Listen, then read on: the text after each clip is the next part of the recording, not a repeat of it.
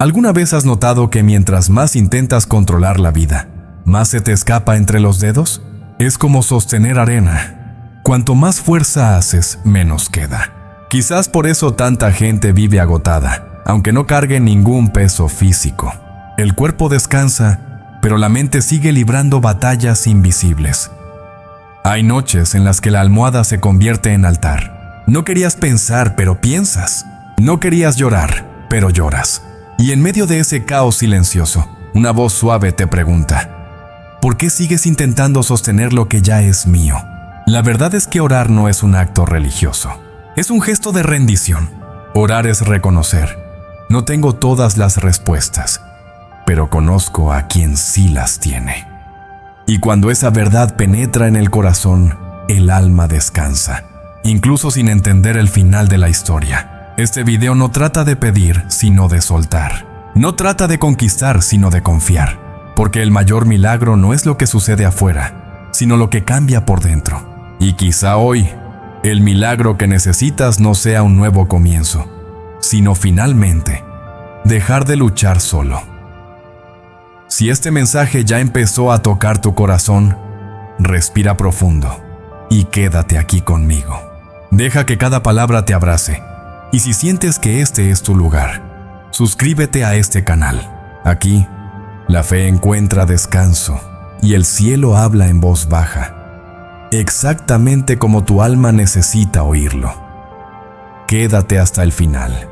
Vas a entender que cuando todo parece fuera de control, es justo ahí cuando Dios más trabaja. Y mientras escuchas este mensaje, el cielo ya está moviendo lo que el miedo decía que era imposible. ¿Has notado que la ansiedad nunca toca la puerta gritando tu nombre? Llega despacio, disfrazada de preocupación legítima. Y cuando te das cuenta, ya está ahí, acostado, mirando el techo, con el corazón acelerado sin razón aparente. La mente se convierte en una lista infinita de tareas, cuentas y sí. Lo peor es que finge ser productividad, cuando en realidad está robando la energía del mañana. La ansiedad es como ese visitante que promete ayudar, pero solo estorba. Se sienta en el sofá, opina de todo y nunca se va. El problema es que, a diferencia de una visita, no se puede cerrar la puerta de la mente. Por eso, el secreto no está en expulsarla a la fuerza, sino en transformar el ambiente interior para que no se sienta cómoda. Ahí es donde entra el poder de la oración. Él solía decir que la ansiedad es como un cheque en blanco para el miedo. Cuando lo firmas, el enemigo pone el valor que quiere. Cada pensamiento ansioso es una autorización silenciosa para que el miedo dirija el corazón. Por eso la fe necesita aprender a decir no. No al caos, no a la prisa, no a la necesidad de controlar lo incontrolable. Muchos piensan que la ansiedad es falta de fe, pero no es exactamente así. En realidad, es una fe mal ubicada. Creemos más en la posibilidad del problema que en la promesa de Dios. La mente crea películas que el cielo nunca escribió, y como buenos directores de nuestro propio drama, ensayamos diálogos que jamás necesitaremos decir. Una vez, un hombre contó que llevaba días sin dormir. Se acostaba, cerraba los ojos, y su cabeza se convertía en un escenario de preocupaciones. Hasta que una noche decidió hacer algo distinto. Con cada respiración, agradecía por 3 cosas pequeñas: la cama, el techo, el aire que entraba. En minutos, su corazón se tranquilizó. No resolvió los problemas, pero recuperó el control sobre sí mismo. Eso es lo que la ansiedad más odia: ser ignorada. Se alimenta de atención, crece con las suposiciones y se fortalece con los miedos. Pero muere de hambre cuando la observas sin involucrarte. Cuando respiras profundo y entregas cada pensamiento a Dios, porque donde hay rendición, no hay espacio para el desespero. Por eso Jesús no dijo resuelvan el mañana, sino no se preocupen por el mañana. Él sabía que la mente humana es un terreno fértil. Lo que siembras, crece. Si siembras miedo, cosechas pánico. Si siembras fe, cosechas descanso. La elección está en los pequeños gestos diarios, como detenerte un minuto y decir: Señor, lo que no entiendo, te lo entrego. Piénsalo. La ansiedad es el intento de controlar el tiempo. Y el tiempo, irónicamente, solo se revela a quien sabe esperar. Es como intentar sostener agua con las manos. Cuanto más fuerza haces, menos queda. ¿Lo has notado? La vida fluye mejor cuando dejas de apretar. La tranquilidad es el resultado natural de la confianza, no del control. Hay una práctica simple pero poderosa. 3 respiraciones profundas, bien lentas. En la primera, agradece por algo que hoy salió bien. En la segunda, por algo que no salió como esperabas, pero te enseñó algo. Y en la tercera, por algo que aún no ha pasado, pero en lo que decides creer. Así se domestica la mente con gratitud y entrega. Él decía que el ansioso vive en el «y si», mientras que el hombre de fe vive en el «aunque». Aunque el plan cambie, aunque la respuesta tarde, aunque no vea el camino, Dios sigue al mando. Es un cambio sutil de enfoque, pero transformador, porque el «y si» paraliza y el «aunque» mueve. La ansiedad suele disfrazarse de virtud espiritual. A veces se presenta como preocupación santa, celo o planeación responsable. Pero si miras más profundo, verás al miedo disfrazado de responsabilidad. Y cuando eso ocurre, el corazón pierde su ligereza. Dios no te llamó a cargar el peso del mañana. Te llamó a caminar al ritmo de la gracia de hoy. La mente ansiosa es ruidosa, pero la voz de Dios es suave. Quien intenta escucharlo sin silenciar su interior, solo oye el eco de su propio miedo. Por eso la oración no es un pedido, es una pausa. Es un recordatorio de que el cielo sigue al mando. Mateo 6:27 pregunta: ¿quién de ustedes, por más que se preocupe, puede añadir una sola hora a su vida? La respuesta es simple: nadie. Él lo aprendió de la manera más dura. Cuando perdió su trabajo, pasaba noches planificando el futuro, ensayando respuestas, tratando de prever lo imprevisible, hasta que un día, exhausto, simplemente dijo: Dios, me cansé de intentar ser el dueño del tiempo. Y en ese silencio, sintió algo extraño. Paz. Una paz que no tenía sentido, pero que hacía bien. La ansiedad no se vence de una vez, se vence cada vez. Cada vez que eliges respirar en lugar de reaccionar, agradecer en lugar de quejarte, orar en lugar de calcular. Es una batalla diaria, y está bien, porque cada pequeña victoria interior prepara el terreno para un corazón más firme. Y quizá es justamente ahí donde Dios comienza a actuar, cuando el corazón aprende a descansar. El ansioso busca pruebas, el confiado busca presencia, y cuando la presencia se vuelve suficiente, el miedo pierde sentido. Después de todo, no hay noche lo bastante oscura cuando el alma encuentra la luz de la entrega. Y si el secreto para vencer la ansiedad fuera aprender a ver lo que ya tienes, porque tal vez el siguiente paso no sea correr más, sino agradecer mejor. Hay quienes creen que la gratitud es solo un gesto educado, un gracias apresurado antes de seguir adelante, pero en realidad es un reajuste del alma. La gratitud no cambia lo que tienes, cambia la forma en que lo miras. Y cuando la mirada cambia, el peso también. Es como cambiar los lentes de la carencia por los de la abundancia. Él recordaba bien el día en que entendió eso. Estaba agotado, lleno de exigencias internas, convencido de que nada salía bien, hasta que escuchó a una mujer sencilla decir: Hijo, cada día me levanto y doy gracias por tener tiempo de intentarlo otra vez. Esa frase lo atravesó como una flecha. El tiempo es un regalo que la prisa disfraza. La gratitud es como sintonizar otra emisora.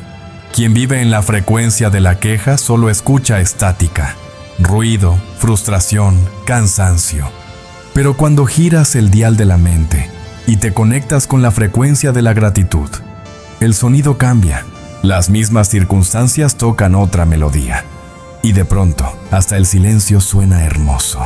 Hay quienes pasan la vida esperando el gran motivo para dar gracias, un milagro, un cambio, una señal. Y mientras esperan lo extraordinario, dejan escapar lo esencial. La respiración, el pan, un abrazo, el atardecer. Todo eso es un milagro disfrazado de rutina. Quien aprende a notar lo ordinario, vive rodeado de bendiciones invisibles. Él decidió poner en práctica lo que había oído. Tomó un cuaderno sencillo y escribió en la portada: Diario de los 3 agradecimientos. El primer día, la lista fue tímida: café caliente, mensaje de un amigo, el sonido de la lluvia. Al tercer día ya había 10 motivos: Al 10º notó algo curioso. Los problemas seguían ahí, pero ya no parecían tan grandes. Eso es la gratitud. No borra el dolor, pero cambia su tamaño. Es como sostener una linterna dentro de un túnel. No elimina el túnel, pero muestra el camino. Y cuanto más te enfocas en la luz, menos temes a la oscuridad. Es una disciplina espiritual, no una emoción pasajera. Las personas más serenas que conoció tenían algo en común: el hábito de agradecer. No eran las que tenían menos luchas, sino las que eligieron ver propósito en ellas. Una de ellas, después de perderlo todo en un incendio, dijo: «Al menos mi fe no se quemó». Y ahí estaba la lección. La pérdida es real, pero la mirada define lo que queda. Hay un versículo que lo resume con ternura: «Este es el día que hizo el Señor. Alegrémonos y regocijémonos en él». Salmo 118, 24. Mira bien, no dice «cuando todo salga bien». Dice «este es el día». Es una invitación a reconocer que incluso el hoy, con sus fallas y desafíos, ya es motivo suficiente para celebrar. En tiempos difíciles, agradecer parece contradictorio, casi una terquedad. Pero es justamente ahí donde la gratitud se convierte en fe. Porque agradecer antes de ver el resultado es como decir: «Dios, confío en lo que aún estás haciendo». Es un acto de esperanza disfrazado de alabanza. Una práctica sencilla pero transformadora es elegir 3 momentos del día para agradecer: al despertar, al mediodía y antes de dormir. Por la mañana, agradece por lo que vendrá. Al mediodía, por lo que ya pasó. Y por la noche, por el simple hecho de haber llegado hasta el final del día. La mente se reprograma cuando aprende ese ritmo. La gratitud tiene un poder curioso: desacelera el tiempo. Cuando prestas atención a la hora, el instante se alarga. El día parece caber entero en el pecho. Es como si la prisa perdiera el aliento. Y en ese espacio de respiración, Dios habla. No en truenos, sino en susurros. Él lo comprendió una noche en que el ruido interior era tan fuerte que ni siquiera podía orar. Entonces decidió no pedir nada, solo agradecer. Con cada recuerdo bueno, un nudo en el pecho se deshacía. Y cuando terminó, ya no quedaban palabras, solo un silencio lleno de paz. A veces, la mejor oración es un gracias prolongado. Piensa en esto. La gratitud no es solo espiritual, también es práctica. Un corazón agradecido es más ligero, más creativo, más generoso. Es el tipo de persona que atrae oportunidades, porque no se queja de las puertas cerradas. Agradece por las ventanas abiertas. Y por ironía, termina viendo puertas donde otros solo ven muros. Algunos dicen que agradecer es conformarse con poco, pero es todo lo contrario. Es reconocer que lo poco es prueba de que lo mucho es posible. Dios multiplica lo que se reconoce. Lo que se ignora se pierde. Así que si quieres ver lo extraordinario, empieza honrando lo básico. La gratitud es el idioma que el cielo entiende. Y tal vez, después de tanto agradecer, la persona descubra algo más profundo: que la presencia de Dios es el mayor motivo de todos. Porque cuando el corazón se acostumbra a percibir lo divino en lo cotidiano, ya vive en estado de oración, incluso en silencio. Y si el siguiente paso fuera aprender a permanecer en ese estado de presencia, no solo agradecer, sino habitar el ahora. Vivimos en una época en la que el cuerpo está aquí, pero la mente ya se fue. Está atrapada en el pasado o corriendo detrás del futuro. Y el presente, que es el único tiempo real, pasa inadvertido. Por eso el alma vive cansada. Intenta existir en 2 lugares al mismo tiempo. El ahora se volvió un territorio olvidado. Y es precisamente donde habita Dios. Él lo aprendió de una forma sencilla. Un día entró en una habitación oscura y encendió una vela. La luz no llenó todo el espacio, pero bastó para ver lo necesario. Entonces entendió. Dios no ilumina todo de una vez. Ilumina lo que necesitas para cada paso. El presente es esa pequeña llama. Si intentas correr, se apaga. El problema es que la mente moderna le teme al silencio. Y sin silencio no hay presencia. Es como intentar escuchar una hermosa melodía en medio del tráfico. Imposible. El ruido externo se mezcla con el interno y el corazón pierde el compás. Orar, en ese caso, es apagar la radio de la prisa y escuchar el ritmo del alma. Le gustaba llamar a su cuarto silencioso la sala de encuentros con Dios. No hay lujo, no hay público, solo intimidad. Es donde el ruido de afuera pierde fuerza y el de dentro se aquieta. Y en ese espacio, las preguntas más confusas encuentran respuestas sin palabras. La presencia divina no necesita explicar, simplemente basta. Muchas personas oran pidiendo señales, pero olvidan que Dios ya está en el simple acto de detenerse. La pausa es una declaración espiritual. Es el cuerpo diciendo, aquí estoy. Y el cielo responde con la misma frase, yo también. En ese diálogo invisible nace la paz que el mundo no puede fabricar. Hay algo curioso sobre el presente. Es el único tiempo que podemos tocar. El ayer ya se fue. El mañana aún es promesa. El ahora es el único pedazo de eternidad puesto en nuestras manos. Y aún así, es el que más desperdiciamos. Vivimos planificando la vida, pero olvidando vivirla. Él empezó a practicar algo nuevo. 3 veces al día detenía todo por 1 minuto. Respiraba profundo, miraba alrededor y decía, aquí estoy, Señor. Era algo simple, casi banal, pero algo cambiaba. La mente, antes inquieta, encontraba descanso. El corazón, antes distraído, recordaba quién estaba cerca. El presente es el lugar donde realmente ocurren los milagros. Ahí llega la provisión. Se concede el perdón, florece la paz. El pasado solo sirve para enseñar, el futuro para inspirar. Pero es el ahora el que transforma, y quien no aprende a permanecer en él, vive persiguiendo una gracia que ya está disponible. El Salmo 46:10 lo resume todo. Estad quietos y sabed que yo soy Dios. No dice hagan más, dice aquietaos.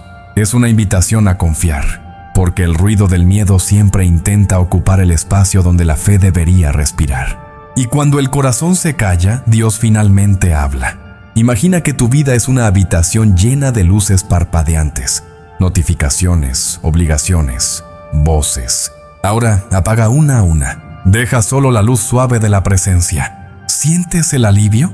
Así es como se comienza de nuevo, quitando el exceso. El alma necesita espacio para percibir lo sagrado escondido en lo cotidiano.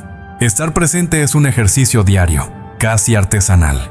Requiere paciencia, humildad y atención. Es notar el sabor del café, el viento en la ventana, la mirada de quien amas. Cuando el corazón se acostumbra a esos detalles, se vuelve tierra fértil donde la fe florece, porque Dios habita en los detalles. Recuerda el día en que aprendió a orar sin palabras. Estaba sentado en el balcón, viendo cómo el cielo cambiaba de color. No pidió nada, no dijo nada. Solo se quedó ahí, en silencio, y en ese instante sintió una paz que ningún sermón podría explicar. Era como si el mismo tiempo se hubiera detenido para descansar también. La presencia es lo opuesto a la distracción, y la distracción es una forma moderna de huida. Huimos de nosotros mismos, de los miedos, de las pausas, del dolor. Pero Dios solo trabaja con quien permanece. Y cuando decides quedarte, el cielo se mueve. No porque lo pidas, sino porque por fin estás disponible. Estar presente también es confiar. Es decir, no necesito ver todo el camino para dar el siguiente paso. Es como caminar con un farol entre la niebla. No muestra el destino, pero sí lo suficiente para avanzar. Y curiosamente, es en ese paso a paso donde lo imposible comienza a revelarse. La presencia es el punto de partida y también el de llegada. Todo lo que Dios hace empieza con atención y termina con comunión. Cuando te haces consciente de la hora, descubres que Él nunca se fue, solo estabas distraído. Y quizá eso es lo que viene después.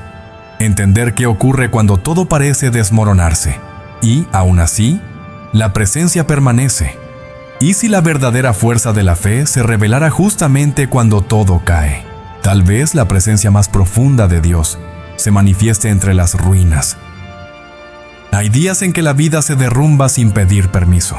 El suelo cede, el aire falta y las certezas desaparecen. Es como si el mundo entero decidiera cambiar de lugar, menos el dolor. En esos momentos no hay manual que funcione, solo el silencio, la fe y la elección. Seguir confiando incluso cuando todo parece perdido. Él recordaba a un hombre que perdió su trabajo de repente. Cuentas atrasadas, familia preocupada, autoestima hecha pedazos. Durante semanas oró pidiendo respuestas y el cielo parecía callado. Hasta que un día, sentado en la acera, miró al cielo y dijo: «Aunque duela, confiaré». Fue el primer momento en que sintió paz en medio del caos. La fe verdadera no se prueba en los días buenos, sino en aquellos en que nada tiene sentido. Y Job lo sabía. Perdió todo: bienes, salud, familia, reputación, y aún así declaró: «Aunque él me mate, en él confiaré». Es la frase más valiente que un corazón humano puede pronunciar. El tipo de fe que no negocia, porque confiar cuando todo va bien es natural. El milagro es seguir confiando cuando todo se ha venido abajo. Job no negó el dolor.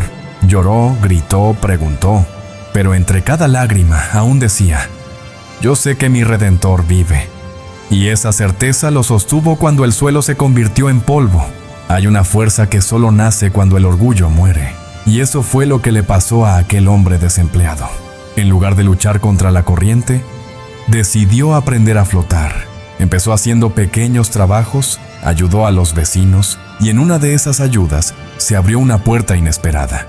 Su fe no eliminó el desierto, le enseñó a caminar en él. Job nunca recibió explicaciones, recibió revelación. Y eso es lo que Dios hace con quien sufre. No responde preguntas, revela su presencia. A veces, Él no cambia el escenario, cambia tu mirada. El dolor sigue ahí, pero ahora tiene propósito. Y cuando el sufrimiento adquiere sentido, pierde parte de su peso. Él decía que Dios es especialista en reconstruir ruinas, pero antes necesita derribar las paredes que levantamos para protegernos. Orgullo, autosuficiencia, apariencia, todo lo que no es sólido se cae. Es duro, sí, pero necesario, porque solo cuando lo falso se derrumba, lo verdadero puede aparecer. Las lágrimas no son signo de debilidad, son el idioma del alma cuando se encuentra con lo invisible. Job lloró y Dios lo escuchó. Tú lloras y el cielo también te oye. En las lágrimas, el corazón habla con más verdad que con las palabras, y Dios entiende cada gota antes de que llegue a la boca. Jeremías 17:7-8 dice: «Bendito el hombre que confía en el Señor y cuya esperanza es el Señor». Fíjate, no dice quien confía en los resultados, sino en el Señor. Hay una gran diferencia. Quien pone su fe en las circunstancias se frustra. Quien la pone en Dios permanece, aunque la tormenta arranque todo. Una vez una mujer perdió su casa en un incendio.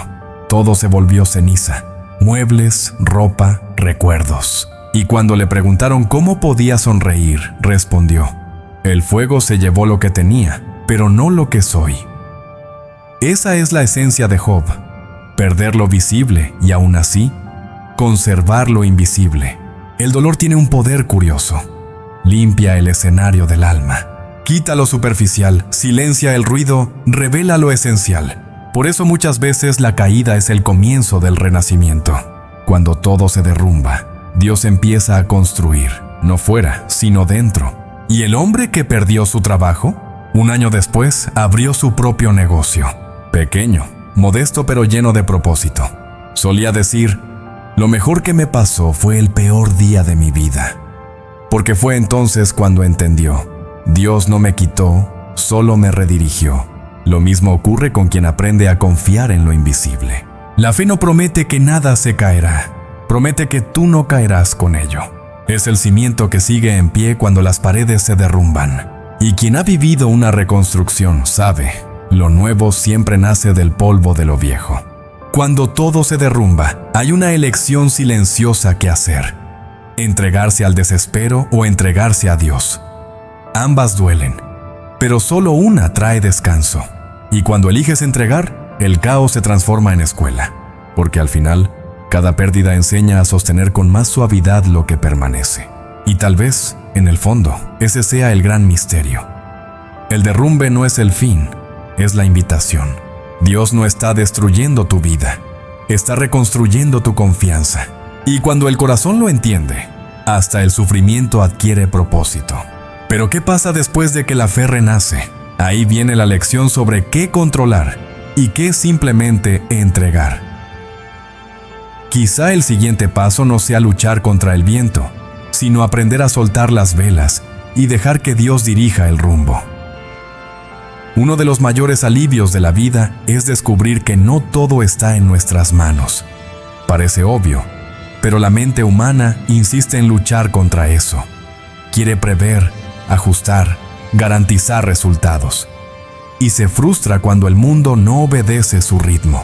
La ansiedad nace justamente de ese intento de ser Dios por un día. Y nadie puede cargar con ese peso por mucho tiempo.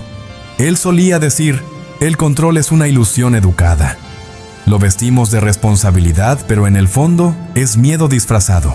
Miedo a perder, a fallar, a sufrir. Y mientras intentamos sostenerlo todo, perdemos lo esencial, la paz. Solo cuando entendió que podía soltar, volvió por fin a respirar. Existe una diferencia entre lo que es tarea y lo que es misterio. Tarea es lo que te corresponde. Estudiar, trabajar, orar, actuar con integridad. Misterio es lo que le corresponde a Dios. El tiempo, los resultados, las reacciones. Confundir ambas cosas es la receta perfecta para el cansancio. La sabiduría está en actuar en lo que depende de ti y descansar en lo que no. Él hizo un ejercicio sencillo. Dividió una hoja por la mitad. De un lado escribió todo lo que podía controlar: horario de sueño, tiempo de oración, esfuerzo en el trabajo. Del otro, lo que no podía: opiniones, plazos, cambios inesperados. Y se dio cuenta de que gastaba su energía justo en el lado equivocado de la hoja. La liberación empezó ahí. La vida es como cargar una mochila. Dentro hay cosas que necesitas llevar: fe, esfuerzo, disciplina. Pero también hay cosas que insistes en mantener: culpas antiguas, exigencias, expectativas ajenas. Y cuanto más peso inútil cargas, más difícil se vuelve avanzar. A veces, soltar no es rendirse, es hacer limpieza emocional.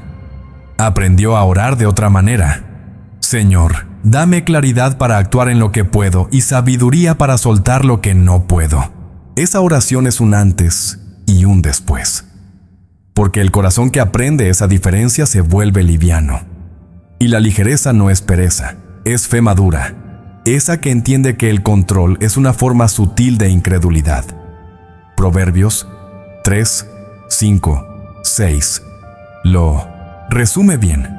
Confía en el Señor con todo tu corazón y no te apoyes en tu propia prudencia.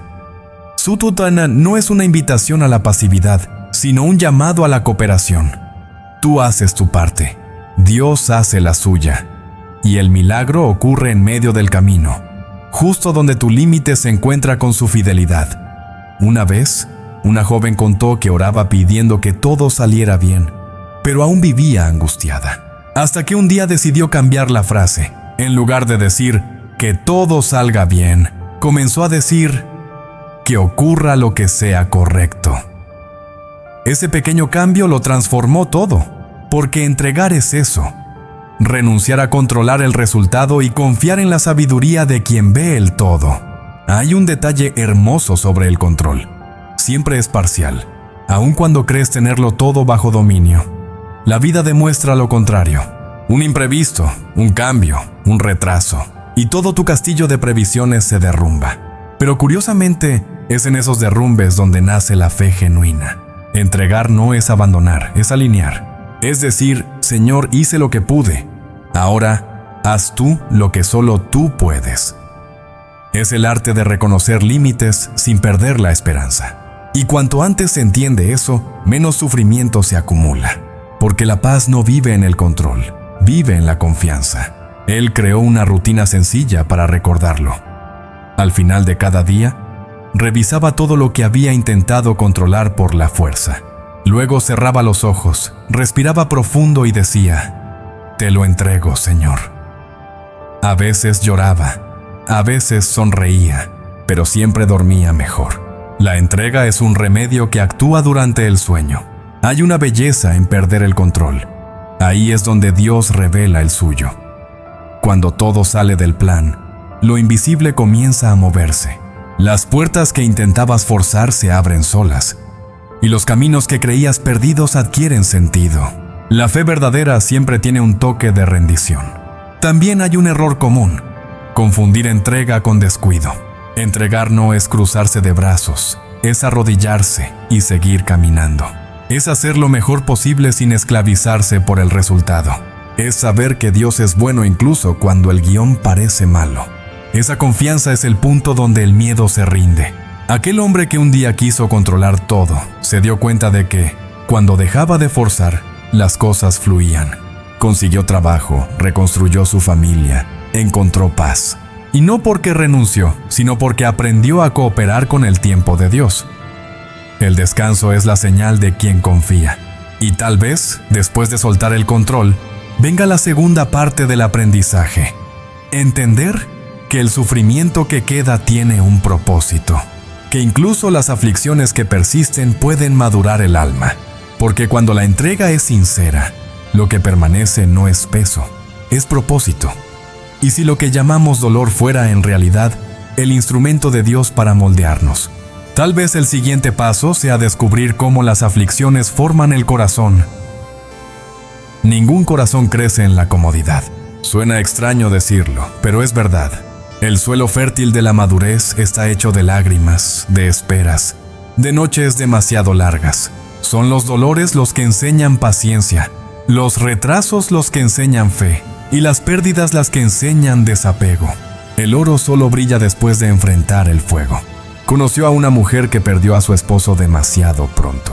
El dolor era tan grande que apenas podía respirar. Pero en lugar de rendirse a la amargura, comenzó a visitar a otras viudas. Llevaba palabras, escuchaba, ofrecía un café caliente. Y poco a poco, su herida se convirtió en ministerio. El dolor no desapareció, pero encontró sentido. Así es como la aflicción madura, no te destruye, te refina. Quita las impurezas de la prisa, de la vanidad, de la autosuficiencia. Y cuando el corazón sale del horno, es diferente, más ligero, más profundo, más real. El sufrimiento es el fuego donde se moldea el carácter espiritual. Santiago 1:2-4 dice: consideren motivo de gran alegría el pasar por diversas pruebas, pues la prueba de su fe produce perseverancia. Alegría en la prueba. Suena contradictorio, pero quien ha sobrevivido a un dolor profundo sabe que, después de él, algo cambia para siempre. Nunca vuelves a ser el mismo, y gracias a Dios por eso. El dolor es una maestra silenciosa. No explica con palabras, enseña con experiencias. Cuando pierdes algo, aprendes a valorar lo que queda. Cuando alguien te hiere, aprendes a perdonar más rápido. Y cuando todo se derrumba, descubres que la fuerza no estaba en el control, sino en la rendición. Un amigo suyo, tras perder a su padre, dijo algo que marcó: pensé que la muerte era el final, pero se convirtió en el comienzo de mi fe. A veces, el luto es la puerta de la transformación, porque el corazón roto permite que la luz entre por las grietas. Y es en esas fisuras donde Dios escribe nuevas historias. Las aflicciones son como espejos que no mienten. Muestran quién eres realmente cuando nadie te ve. Revelan el tamaño de tu fe y la profundidad de tu confianza. Es fácil parecer fuerte cuando todo va bien.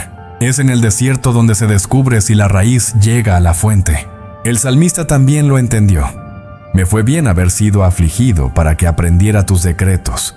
Salmo 119:71. Qué frase tan valiente, ¿no? Agradecer por la aflicción. Pero es el reconocimiento de quien vio que el dolor no fue castigo, fue instrucción. Dios no desperdicia el sufrimiento. Transforma las lágrimas en sabiduría. Aprendió que hay dolores que no se curan, pero se resignifican. No desaparecen, solo cambian de función. Se vuelven combustible para la compasión, materia prima para la empatía. Quien ha sufrido entiende el silencio del otro sin necesidad de explicación. Por eso, los quebrantados sanan mejor. El horno que refina el oro es el mismo que destruye la paja. La diferencia está en el material. El corazón entregado a Dios no se quema, se purifica. La fe madura entiende que el fuego no es castigo, es proceso. Y cuando pasas por él sin huir, descubres una versión de ti que no sabías que existía. La madurez espiritual es esto: comprender que no todo dolor es enemigo. Algunos son mensajeros del cielo disfrazados de tormenta. Vienen a podar lo que no da fruto, limpiar lo enfermo y fortalecer lo verdadero. Y cuando se van, el jardín del alma florece de nuevo. Más simple, pero más vivo. Recordaba cuando perdió casi todo. Y fue justo en ese tiempo cuando comenzó a escribir sobre la fe. Descubrió que el sufrimiento lo hacía más humano, más sensible al dolor ajeno. El dolor pulió lo que el éxito nunca habría podido. Porque el éxito enseña poco, el sufrimiento enseña profundamente. Las aflicciones maduran porque enseñan a esperar. Y esperar es el mayor acto de fe que existe. Mientras el impaciente se rinde, el maduro permanece. Sabe que el tiempo no es retraso, es preparación. Y lo que llega en el momento correcto, llega para quedarse. Dios no tiene prisa porque el crecimiento del alma lleva tiempo. Trabaja en silencio, en lo profundo de la tierra donde las raíces crecen. Cuando la semilla rompe el suelo, nadie imagina cuánta oscuridad tuvo que atravesar. Así es la fe. Florece en lo invisible antes de aparecer en la superficie. Y tal vez, cuando el corazón finalmente comprende esto, el miedo al sufrimiento desaparece, porque deja de ser villano y se convierte en maestro. Y entonces, en medio de la noche más oscura, surge una nueva luz, el consejero invisible, el Espíritu Santo, aquel que susurra cuando el mundo hace ruido. Y si existiera una voz divina que guía incluso en medio de la oscuridad, tal vez el siguiente paso sea aprender a reconocer al Espíritu Santo en las madrugadas del alma. Hay una presencia que habla cuando todos callan. No levanta la voz, no impone argumentos. Solo susurra verdades que el corazón reconoce incluso sin entender. Esa presencia es el Espíritu Santo. No llega con truenos, sino con brisa. No invade, habita. Y cuando el alma está demasiado cansada para orar, Él traduce lo que las lágrimas no pueden decir. El Espíritu es el consejero de las horas silenciosas, el que visita la habitación cuando la mente no se apaga. Es el amigo invisible que te recuerda: no estás solo. Y lo curioso es que, cuanto más oscura la noche, más clara es su voz, porque el silencio es el escenario donde lo divino enseña. Él solía decir que el Espíritu es como una linterna en el camino angosto. No ilumina todo el trayecto, solo lo suficiente para el siguiente paso. Y quizá esa sea la mayor lección espiritual: aprender a caminar con la luz que tienes, en lugar de paralizarte por la que falta. La fe camina junto al Espíritu, un paso a la vez. 1 Corintios 2:10 dice que el Espíritu escudriña hasta las profundidades de Dios. Eso significa que Él entiende lo que nosotros jamás podríamos entender solos. Cuando te sientes perdido, Él ya conoce el camino. Cuando no sabes qué pedir, Él ya intercede. Es como si todo el cielo respirara contigo. Isaías 11:2 lo describe como espíritu de sabiduría, de entendimiento, de consejo y de poder. Es el equilibrio perfecto entre ternura y fuerza. Consuela sin debilitar, guía sin dominar, corrige sin humillar. Y cuanto más íntimo te vuelves con Él, más sensible te vuelves a la voz que conduce. Recuerda una noche en la que nada tenía sentido. Estaba solo, inquieto, buscando respuestas. De pronto, una memoria vino a su mente. Un versículo que no leía hacía meses. Yo te sostendré con mi diestra de justicia. Isaías 41:10. No fue coincidencia, fue dirección. El Espíritu Santo habla en el idioma de la memoria. El Espíritu también enseña a discernir. No toda oportunidad viene de Dios. Y no todo cierre es una derrota. A veces Él cierra una puerta para salvarte de una prisión disfrazada de éxito. La sensibilidad espiritual es el mapa que solo se lee en oración.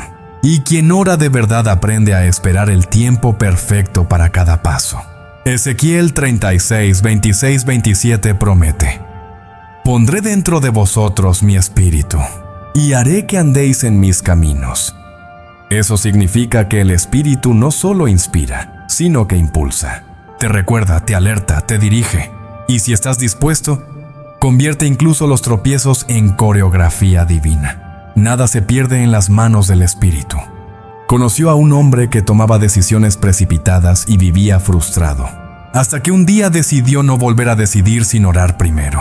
Comenzó a consultar al Espíritu en todo, en el trabajo, en las relaciones, en los pequeños pasos. ¿El resultado? Menos prisa, más paz. Cuando el Espíritu es el guía, incluso los retrasos tienen propósito. El Espíritu Santo es también el consuelo más íntimo que existe. No solo alivia el dolor, participa de él. Mientras el mundo ofrece distracción, Él ofrece presencia. Cuando todos dicen olvida, Él dice entrega. Y cuando entregas, el caos se calma, porque el Espíritu convierte el dolor en dirección. Algunos lo imaginan distante, místico, inalcanzable, pero Él está más cerca que el aire. Está en cada respiración de fe, en cada gesto de bondad, en cada pausa de rendición. El Espíritu es el lazo entre el cielo y el corazón humano. Y quien aprende a reconocer su voz, descubre que Dios nunca se ausenta, solo habla en voz baja. Una práctica sencilla. Antes de dormir, cierra los ojos y di: Espíritu Santo, enséñame a descansar. Permanece en silencio unos segundos. A veces la respuesta no llega en palabras, sino en un suspiro leve, un recuerdo bueno, un versículo olvidado. Esa es la lengua del Espíritu, sutileza y amor. Él también es el traductor de la fe. Cuando no sabes orar, Él ora por ti. Cuando pierdes la esperanza, Él sopla nueva fuerza. Cuando el miedo te paraliza, Él te recuerda quién es tu Padre. El Espíritu Santo es el recordatorio constante de que no existe abandono para quien cree. Una noche, una mujer confesó que quiso rendirse. Se sentó en la cama y lloró. De pronto, escuchó dentro de sí una frase: aún eres amada. No supo de dónde vino, pero supo que era real. Aquel susurro le salvó la noche. El Espíritu Santo tiene esa delicadeza, salva en silencio. Y es curioso, cuanto más te entregas a la voz del Espíritu, más se alinean tus pasos sin esfuerzo. Las decisiones se vuelven suaves, los caminos se ajustan, el peso se disipa. Él no solo habla, guía. Y justamente de eso trata la próxima lección. Cuando el Espíritu guía, cada paso tiene dirección y nada ocurre por casualidad. Y si todos tus pasos estuvieran siendo ordenados, incluso cuando parecen perdidos, tal vez el próximo tema revele el poder del tiempo y de la dirección divina. Hay una serenidad que nace cuando uno comprende que sus pasos no son aleatorios. Incluso los tropiezos tienen dirección, y cada curva del camino lleva una intención divina. El Salmo 37:23 dice: los pasos del justo son ordenados por el Señor, y Él se deleita en su camino. Esa frase no habla de perfección, sino de dirección. Recordaba un cambio repentino que parecía un error. Perdió el trabajo, tuvo que dejar su ciudad y empezar de cero. Solo años después, entendió que aquel reinicio era el mapa que lo llevaría exactamente a donde Dios quería. A veces, el destino correcto viene disfrazado de desvío. Lo que parece retraso, en realidad es un realineamiento. El problema es que la mente quiere un mapa, pero Dios trabaja con brújula. El mapa muestra todo. La brújula solo señala el norte. El Espíritu Santo indica la dirección, no el trayecto completo. Y esa es la esencia de la fe. Seguir caminando sin saber dónde termina la ruta, confiando en que el suelo aparecerá bajo los pies. Él llamaba a eso su GPS interno. Cuando el corazón está sensible a la voz de Dios, algo dentro susurra: gira a la izquierda, espera, no fuerces. Y cuando ignoramos ese aviso, el camino se llena de atajos y vueltas innecesarias. La voluntad de Dios no siempre es la más rápida, pero siempre es la más segura. El Salmo 23:3 lo reafirma: guíame por sendas de justicia, por amor de tu nombre. Es una promesa de dirección, no de comodidad. Dios guía por caminos estrechos porque sabe que los atajos amplios desvían el corazón. Y si cambia la ruta de repente, es porque ha visto un abismo adelante. Conoció a una mujer que tuvo que mudarse contra su voluntad. Lloró, resistió, se sintió perdida, pero fue allí, lejos de todo lo que conocía, donde encontró personas que transformaron su fe. Hoy dice: el cambio que temí fue el regalo que pedí sin saberlo. Así es como Dios ordena los pasos, con precisión disfrazada de caos. Caminar con Dios es un ejercicio diario de confianza. A veces Él camina en silencio por kilómetros y el ser humano cree que está solo. Pero el silencio de Dios es un sendero, no una ausencia. Mientras avanzas, Él prepara lo que viene después. Por eso la fe y la paciencia siempre van de la mano. Él comparaba la vida con un bordado visto del revés. Desde abajo solo se ven hilos enredados y colores sin sentido. Pero desde arriba hay una figura perfecta. Dios ve el bordado completo, nosotros solo el revés. Y cuando pasa el tiempo, comprendemos que cada nudo confuso formaba parte de un hermoso diseño. Muchos se desaniman a mitad del camino porque esperan señales grandiosas, pero Dios habla en los detalles. Una conversación inesperada, una puerta que no se abre, una paz que aparece sin motivo. Son formas sutiles de dirección. Quien vive atento a lo invisible rara vez se pierde. Aprendió a orar de otra manera. Señor, no permitas que corra delante de tu tiempo, pero tampoco me dejes detenerme por miedo. Esa oración es un equilibrio sagrado entre prudencia y valentía, porque Dios no busca robots obedientes, sino hijos dispuestos a confiar incluso sin ver el destino. Cada paso ordenado es también un acto de preparación. El trabajo que haces hoy puede no tener brillo, pero entrena la disciplina que tu propósito necesitará mañana. El camino de Dios es pedagógico. Enseña mediante la rutina, la espera y hasta la frustración.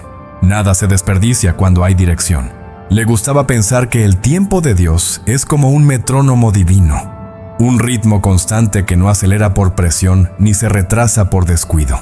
Quien intenta apresurarlo pierde el compás, pero quien aprende a escuchar su ritmo, baila al compás de la providencia, y en esa danza el miedo nunca lleva la batuta. Una práctica poderosa es repasar el día antes de dormir y preguntar: Señor, ¿en qué momento hoy me guiaste y no me di cuenta? Con el tiempo, la mente empieza a reconocer los pequeños milagros escondidos en coincidencias, encuentros e intuiciones. La fe se convierte en observación. Romanos 8:28 lo confirma. Sabemos que todas las cosas cooperan para el bien de los que aman a Dios. El secreto está en esa palabra: cooperan. Incluso las piezas que no encajan solas tienen sentido juntas. Dios no desperdicia nada, ni el error, ni el retraso, ni la lágrima.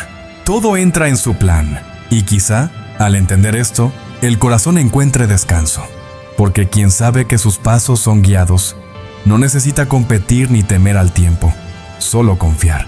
Y cuando esa confianza madura, aparece un nuevo desafío: aprender a reconocer lo que enferma el alma y la aleja del camino. Esas pequeñas sutilezas del pecado que parecen inofensivas, pero roban la ligereza del espíritu. Y si el peligro no fuera el pecado evidente, sino aquel que se disfraza de placer o de consuelo. Tal vez el próximo tema revele el engaño más sutil del alma. El pecado rara vez llega con rostro de maldad. Viene elegante, perfumado, hablando con suavidad. Promete alivio rápido, placer momentáneo, soluciones fáciles. Por eso engaña, porque parece inofensivo, pero poco a poco adormece el alma, quitándole la sensibilidad por lo correcto y el gozo por lo puro. Él solía decir que el pecado es como un dulce demasiado bonito. El primer bocado encanta, el segundo ya pesa y el tercero empieza a envenenar. El problema no está en el sabor, sino en el disfraz. El enemigo es un buen repostero, cubre el veneno con azúcar, y cuando uno se da cuenta, ya es adicto al gusto que lo destruye. El pecado no se impone, se insinúa. Se presenta como nadie lo sabrá. Solo será esta vez, te lo mereces. Frases pequeñas pero letales. El engaño está en pensar que el error tiene que ser grande para dañar. No lo necesita. Basta un pequeño desvío de intención. Es en los detalles donde el alma empieza a enfermar. Muchos creen que el pecado es solo lo que se hace, pero también habita en lo que se piensa, en lo que se alimenta, en lo que se tolera. Se esconde en actitudes sutiles. Orgullo disfrazado de carácter fuerte. Crítica vestida de sinceridad. Omisión camuflada de prudencia. Su delicadeza es precisamente lo que lo hace peligroso. Recordaba una época en la que vivía cansado, lleno de rabia y culpa sin entender por qué, hasta que descubrió que su pecado no era externo. Era la falta de perdón que alimentaba todos los días. Guardaba rencores como trofeos y eso lo enfermaba. A veces, lo que mata al espíritu es lo que insistimos en esconder. El pecado es como una filtración. Empieza invisible, se extiende en silencio y cuando aparece, ya ha causado daño. Por eso Dios pide vigilancia. No porque quiera controlar, sino porque sabe cuánto cuesta reconstruir un corazón agrietado. La prevención espiritual siempre es más liviana que la cura. El Salmo 141:4 dice: «No permitas que mi corazón se incline al mal, ni que cometa acciones perversas con los hombres que hacen iniquidad».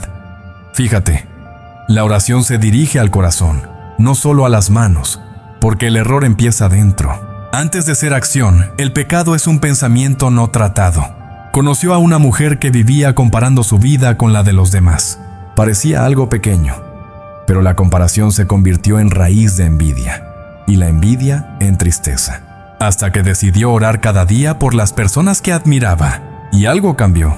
Lo que era celos se volvió inspiración. El pecado perdió terreno cuando ella eligió amar.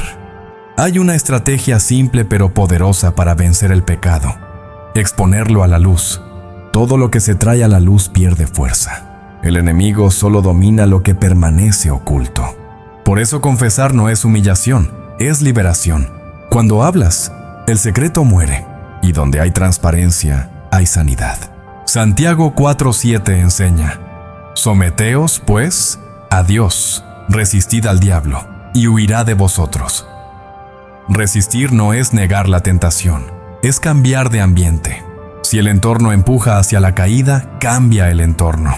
A veces resistir es apagar el teléfono, cambiar de amistades, evitar lo que despierta el deseo equivocado. Aprendió a hacer una oración sencilla: «Señor, muéstrame dónde aún me estoy engañando».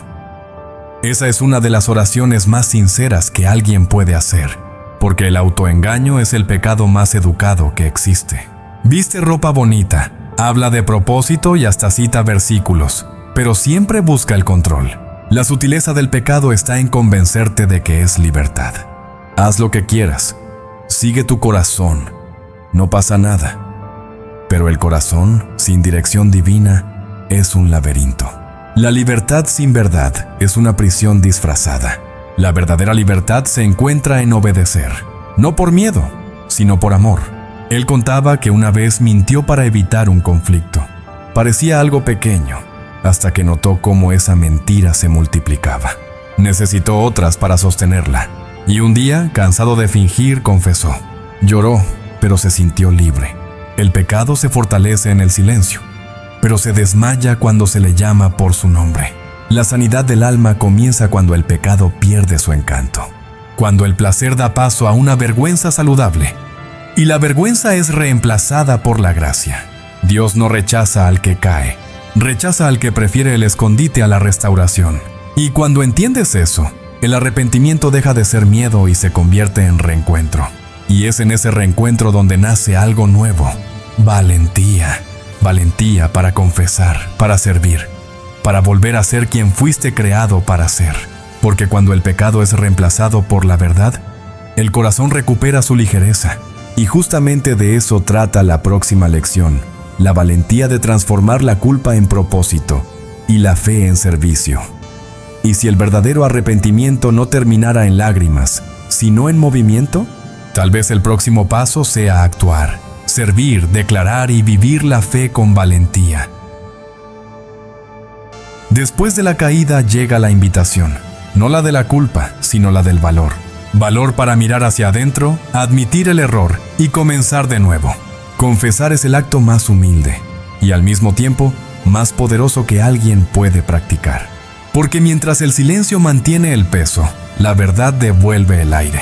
Él decía que la confesión es como abrir las ventanas de una habitación cerrada durante años. Al principio entra el polvo, viene la incomodidad, pero pronto el aire fresco invade y el ambiente vuelve a respirar. El alma necesita ventilación, y es la luz de la verdad la que ahuyenta el moho del miedo y la vergüenza. Jesús nunca se alejó de quien confesó, se alejó de quien fingió no necesitarlo. Cuando el hijo pródigo regresó, aún sucio y arrepentido, el padre corrió a abrazarlo. Eso es gracia. Confesar es volver a casa, no para ser castigado, sino restaurado. Es elegir el abrazo en lugar del escondite. Mateo 10:32 dice: Cualquiera que me confiese delante de los hombres, yo también lo confesaré delante de mi Padre que está en los cielos. Es un intercambio divino. Cada vez que hablas de Jesús, Él habla de ti en el cielo. Por eso la confesión pública no es vanidad, es alianza. Sella en lo visible lo que ya fue decidido en lo invisible. Recordaba a una mujer que, después de años lejos de la fe, decidió contar su historia públicamente. Dijo que tenía miedo del juicio, pero deseaba libertad. Y cuando terminó, se dio cuenta de algo. Nadie la condenó.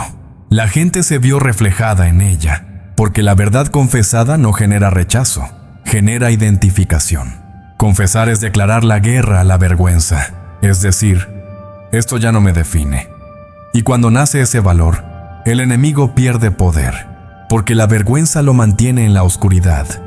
Y cuando enciendes la luz, desaparece. La confesión es el interruptor espiritual de la libertad.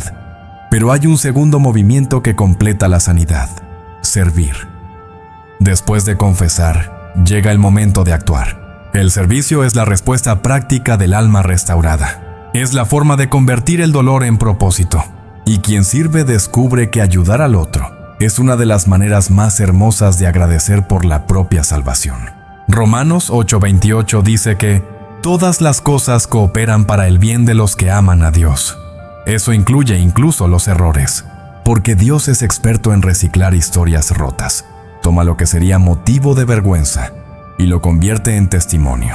Y el testimonio sana tanto a quien lo cuenta como a quien lo escucha. Conoció a un hombre que vivió años preso de la culpa, hasta que un día decidió ofrecerse como voluntario en un refugio. Allí comprendió que sus heridas lo hacían más empático. Sirviendo se curó. Porque quien entrega amor mientras aún está siendo restaurado, descubre que el servicio es el remedio más eficaz para el alma. Servir no es obligación, es gratitud en movimiento. Es la fe que aprendió a caminar. Cuando ayudas a alguien, es como decir: Señor, gracias por no haber desistido de mí. Y en ese gesto, el corazón aprende una alegría que no depende de las circunstancias. La alegría de participar en lo que Dios está haciendo en el mundo. Él decía que el reino de Dios no está hecho de gente perfecta, sino de sanados que sanan. Por eso el servicio es tan poderoso. Convierte cicatrices en puentes. Lo que un día fue motivo de dolor, se vuelve herramienta de compasión. El pasado deja de ser carga y se transforma en propósito. La confesión abre la puerta. El servicio te enseña a caminar fuera de ella. Y cada acto de bondad es un paso hacia la sanidad completa. Por eso Jesús lavó los pies de los discípulos, para mostrar que servir es la forma más alta de liderazgo espiritual. Quien sirve, gobierna con amor. Él convirtió eso en una práctica diaria. Cada día, un acto de servicio silencioso, un mensaje de aliento, una oración por alguien, un elogio sincero. Pequeños gestos, grandes ecos. La verdadera espiritualidad se mide en lo cotidiano, no en los escenarios. Con el tiempo, comprendió que servir también es confesar. Confesar amor, fe, esperanza. Es decir, con acciones lo que a veces la boca no sabe expresar. Y cuando el corazón aprende a servir, las culpas antiguas se disuelven. Porque el bien practicado purifica el recuerdo del mal vivido. Y quizás sea justo ahí donde todo se une. La confesión sana el pasado, el servicio bendice el presente y la fe prepara el futuro. El corazón que confiesa y sirve encuentra ligereza, y la vida que antes pesaba vuelve a fluir. Y si esa entrega, de palabras y acciones, fuera realmente capaz de transformar la caminata espiritual en un nuevo comienzo, tal vez la respuesta esté en cómo terminamos, en oración, en rendición y en propósito, porque toda historia de fe termina en el mismo lugar, de vuelta a las manos de Dios. Señor amado, gracias por recordarme hoy que la fe no es solo pedir, sino también servir. Tú conoces mi corazón, mis miedos y mis silencios. A veces he dudado. Otras he intentado hacerlo todo con mis propias fuerzas. Pero hoy me detengo para decirte, quiero que mi vida sea tuya, completamente tuya. Enséñame a servirte con alegría, incluso cuando nadie me ve, a hablar con amor, a perdonar sin condiciones y a sembrar luz donde antes solo había sombra. Que cada palabra que salga de mi boca refleje tu bondad y que cada paso que dé me acerque más a tu propósito. Espíritu Santo, llena mi alma de valor para confesar tu nombre sin miedo. Hazme un instrumento de tu paz, una voz que consuela, unas manos que ayudan. Y cuando me falte la fuerza, recuérdame que tu gracia basta. Hoy declaro con todo mi ser: Señor, usa mi vida como tú quieras. No quiero controlar, quiero confiar. No quiero correr, quiero seguirte. Amén. Hemos llegado hasta aquí, y quizás, mientras escuchabas, algo dentro de ti se movió. Puede haber sido un recuerdo, un arrepentimiento, o una simple necesidad de empezar de nuevo. Eso es el Espíritu llamándote a un nuevo ciclo. Y si hay una frase que resume todo, es esta: la oración cambia el mundo, empezando por tu interior. Hoy entendiste que la ansiedad ya no tiene que ser tu compañera, que la gratitud cambia la mirada, que la presencia de Dios es refugio. Viste que incluso el dolor puede ser una herramienta y que el Espíritu Santo guía incluso en la oscuridad. Y sobre todo, descubriste que la confesión y el servicio no te avergüenzan, te liberan. Pero, ¿y ahora? ¿Qué vas a hacer con todo esto? ¿Dejarás que el peso vuelva mañana? ¿O elegirás confiar, respirar y soltar? ¿Seguirás intentando controlar lo incontrolable? ¿O permitirás que Dios ordene tus pasos de manera perfecta, aunque sea en el silencio? A veces, lo que te separa de la paz que tanto buscas es una decisión sencilla: cerrar los ojos, soltar el miedo y decir: Señor, toma el control. Esa es la oración más poderosa que existe, corta pero completa, porque entrega lo que el corazón ha cargado por demasiado tiempo. Y si puedes, haz ahora un pequeño gesto de fe. Escribe en los comentarios la frase que resume tu entrega de hoy. Algo simple, como confío en ti, Señor, o entrego todo en tus manos. Esas palabras no son solo letras en la pantalla, son declaraciones espirituales que mueven el cielo. Piensa en esto. ¿Cuántas vidas pueden ser alcanzadas si compartes este mensaje? Tal vez alguien necesita exactamente la paz que tú sentiste aquí. Ese simple acto de enviar este video puede ser el servicio que el Espíritu te está pidiendo hoy. Y antes de irte, quiero invitarte a continuar esta jornada con nosotros. Este canal fue creado para eso, para recordarte que Dios todavía habla, que el cielo todavía responde y que la fe sigue transformando corazones. Si este mensaje tocó tu corazón, suscríbete al canal y activa la campanita. Así seguirás recibiendo palabras que fortalezcan tu fe y te recuerden cada día que lo imposible es solo el terreno donde Dios trabaja en silencio. Y cuando termine este video, te invito a ver el siguiente. Gracias, Jesús. Ahora, duermo en paz. Allí orarás de manera guiada, profunda y serena. La continuación natural de lo que comenzó aquí. Ahora respira profundo y llévate esta verdad contigo. No estás solo. Los pasos que hoy parecen inciertos ya fueron dibujados por un Dios que nunca se equivoca. Y mientras tú descansas, el cielo trabaja.